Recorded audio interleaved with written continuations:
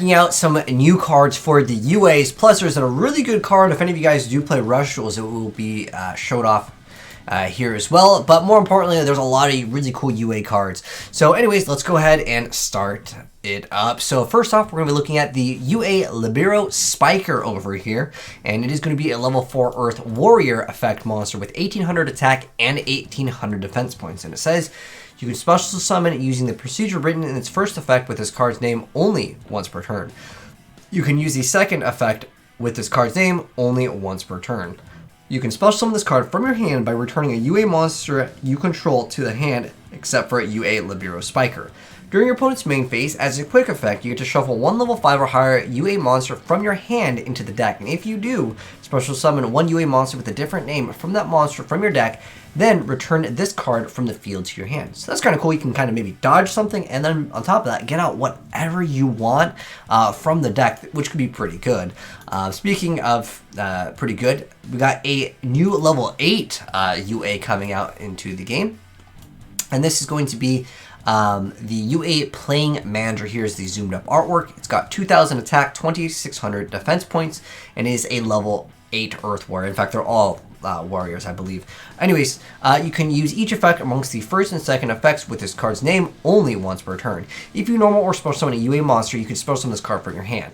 If this card is special summoned, you get to activate one of these effects. Target one card on the field and destroy it, or negate the effects of all face-up monsters on the field except for UA monsters. So that's actually a really good effect. Unfortunately, you do have to choose which effect, so it's obviously it needs to be activated. And at that point, your opponent will more likely negate that. I wish it was continuous effect versus an activation, because, like I said, more than likely this play would be stopped. But nonetheless, they have a really good card. But remember, this is negating the effects of all face-up monsters on the field when I believe when it's summoned, or is this like a permanent?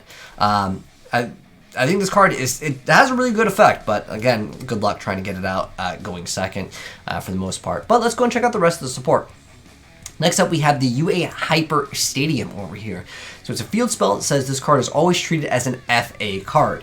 And it says when this card resolves, you can add it to your hand one UA monster from your deck, one FA monster from your deck, or one UA Stadium from your graveyard.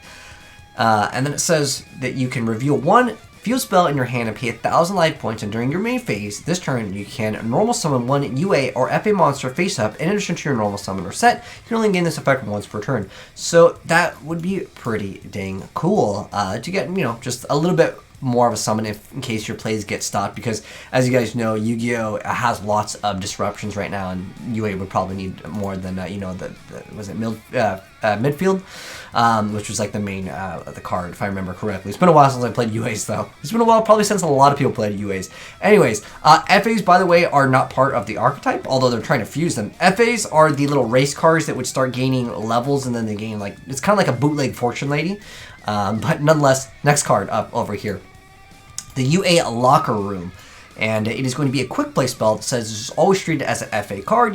You can only activate one of this card's name once per turn. Okay. Target one UA or FA monster on your field or in your graveyard, return to the hand. If you do, gain 500 life points, then you can apply the following effect. Reveal any number of UA and or FA monsters in your hand to your opponent. If you do, shuffle those revealed cards into the deck, then draw cards equal to the number returned to the deck.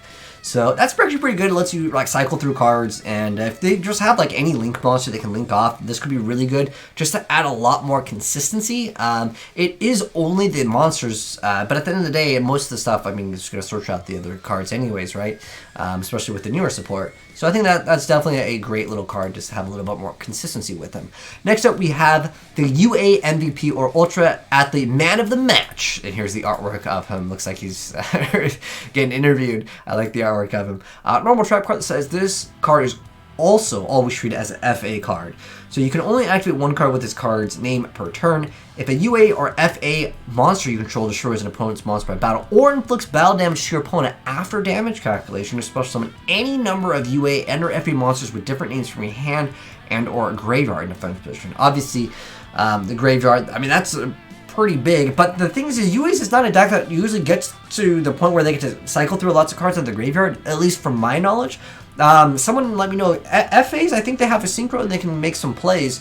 So maybe that will be a way to utilize it in that. I mean, UAs can definitely pull off like one-hit OTKs. I've seen some of the builds a long time ago, but I haven't seen UAs do very much in quite some time. But let me know, guys, what you think of the UAs so far. But we also still have another card. I think this is an insanely good card, but at the end of the day, you still are playing UAs, but it doesn't like lock the monsters, or if this card's destroyed, it doesn't like destroy all those monsters.